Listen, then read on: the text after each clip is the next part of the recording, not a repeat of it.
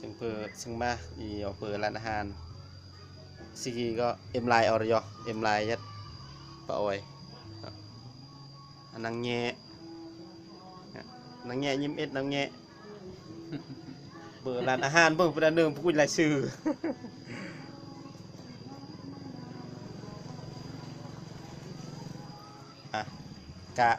การ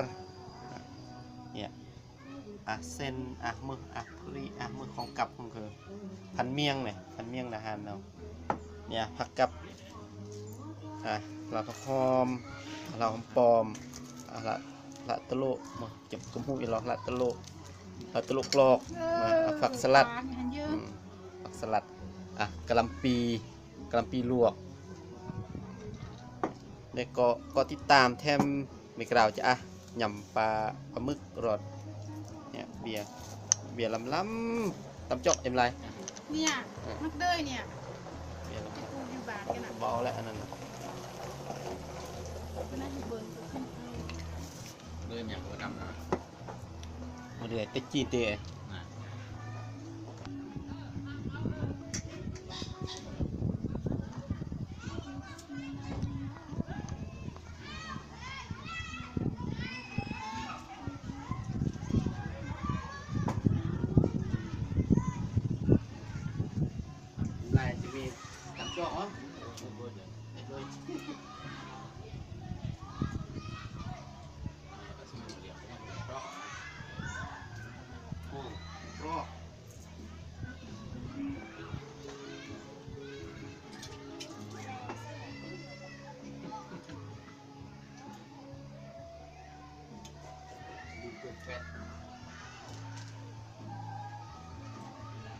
มันเห็นได้มันบ่แจ้งมืด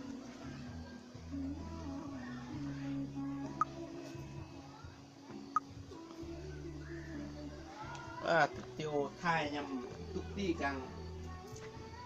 เอ็มลงทุกที่กลางเอ็มไลน์กดนอมนึกนั่นแหละน้องส่งกมูลลงไปสนีรอดเนี่ยพวกเราฝากกมูลเติมเน็ตเราส่งกมูลลงไปสนีรอด200 บาทเลย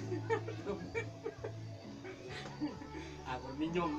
ชีวิตแบบกมูอีกแบบกมูมาแบบกมูสมัยเยอะอยากบุกตรงความรู้เรื่องคิดเรียนคนจะอเมริกาหุ่นนะเนาะนิยมสุดนะสมัครแบบต้องพูดต้องพูดเนี่ยต้องรอต้องจะมีของตีของมึงพูดสุดเลย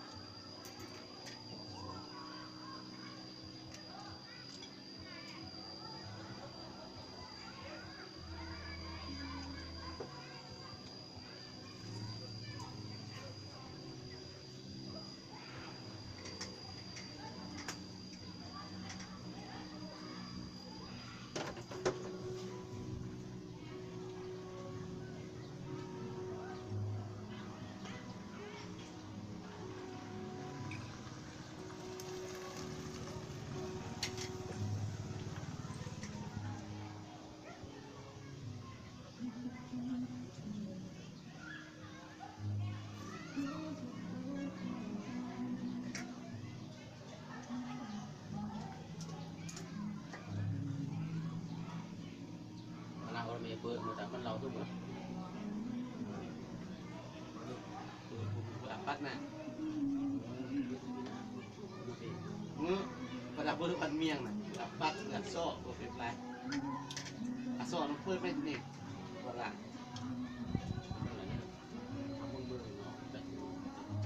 เกี่ยวว่าซ้อนี่2-3โลวุ้นโลคัก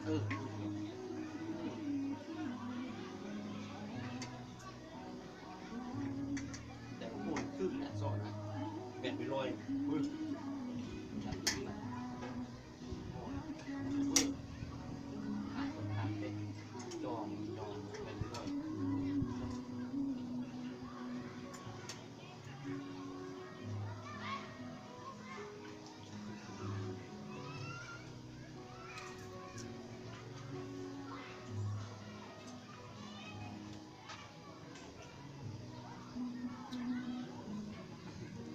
อกสนานเรื่องลามุกลามัดมุกโอ้ยอกโหยอยู่นี่เด้จกมู3,000นังแง่ยอกกันแล้วเป็นคอไล่ไม่พอไม่แต่นึงรถยอกเลยไอ้มันไอ้ผู้หญิงสนุกไปกูเยอะหรือควายทันโยเบียกเลย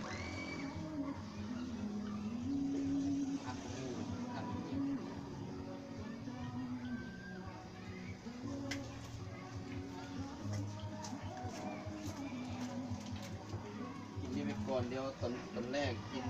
ต้มยำคดต้มเขียดตอนแรก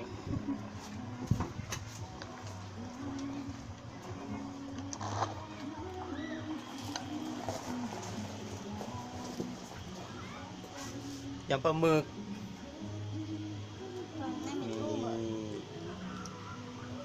ใส่เพิ่ม ผันเมียงโอ้เบียร์หลายอยู่เบียร์นะเบียร์ลาวเด้อเบียร์ลาวเบียร์สดๆเลย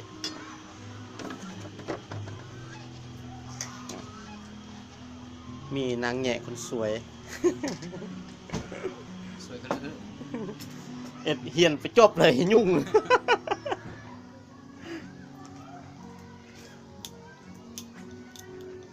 บรรยากาศโอ้บรรยากาศงามแท้อยู่กลางนองกลางบึ้งเลยเบิ่งมีตู้เป็นตู้กินแซ่บอยู่มีห่านลอยน้ำเห็นห่านลอยน้ำบ่เห็นสิธรรมศาสตร์บ้านเฮา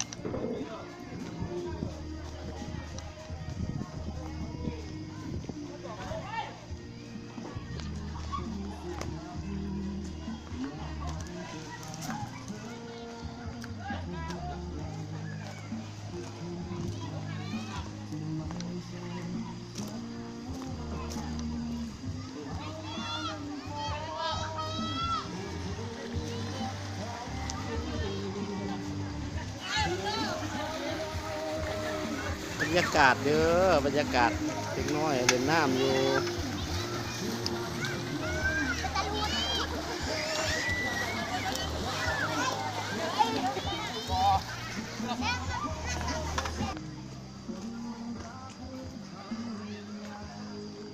สื่อ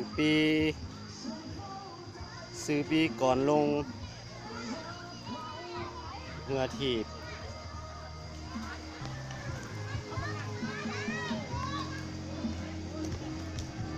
บรรยากาศมีแต่งามๆมีแต่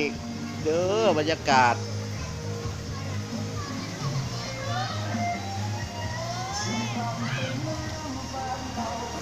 สระว่ายน้ำมีเครื่องเสียงด้วย